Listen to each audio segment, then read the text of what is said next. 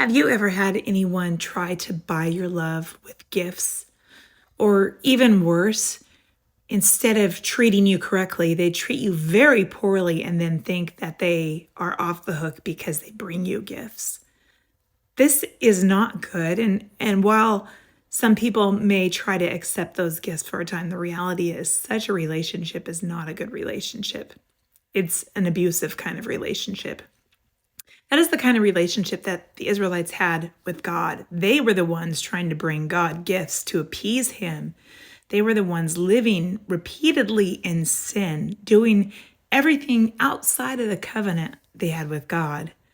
And yet they'd go through with this ritual worship.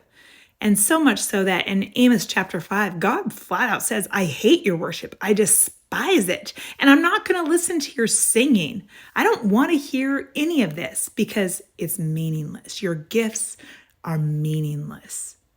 Rather, what God desires, it tells us in Amos 5:21 or 5:24, but let justice roll down like waters. Justice is right relationship with other humans.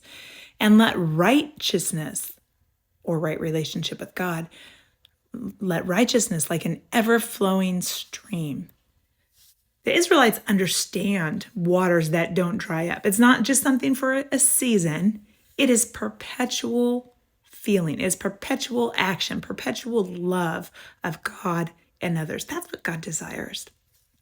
We, as Christians, might think that we're doing pretty good at this. But then we go back to 1 Corinthians 13, which a lot of us know as the passage on love.